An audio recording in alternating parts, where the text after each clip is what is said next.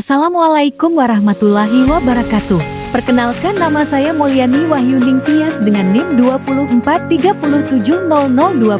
Prodi Pendidikan IPS.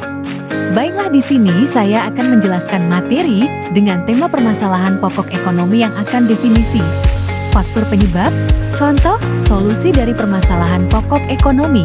Definisi permasalahan. Permasalahan ekonomi adalah kondisi atau situasi yang dihadapi oleh individu, masyarakat, atau negara yang terkait dengan kelangkaan sumber daya dan kebutuhan yang tidak terbatas. Dalam konteks ini, permasalahan ekonomi mencakup bagaimana cara memilih dan mengalokasikan sumber daya yang terbatas untuk memenuhi berbagai kebutuhan yang berkembang. Secara umum, permasalahan ekonomi terbagi dalam 3 masalah utama. 1. Apa yang diproduksi? Menentukan barang dan jasa apa yang akan diproduksi berdasarkan kebutuhan dan sumber daya yang ada. 2. Bagaimana barang diproduksi? Memilih metode produksi yang paling efisien dengan menggunakan sumber daya yang tersedia. 3. Untuk siapa barang diproduksi?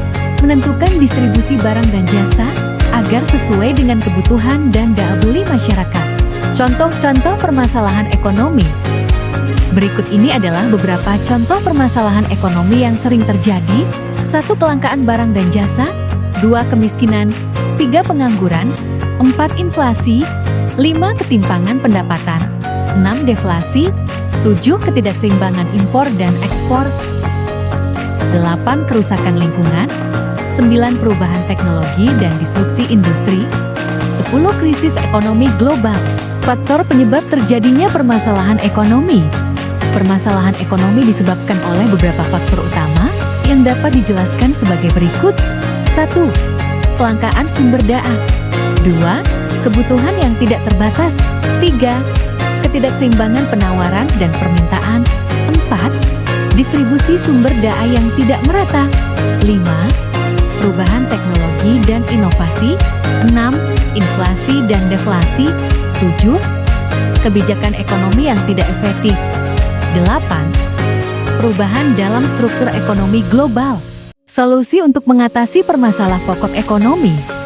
Berikut adalah beberapa solusi untuk mengatasi permasalahan ekonomi yang sering terjadi.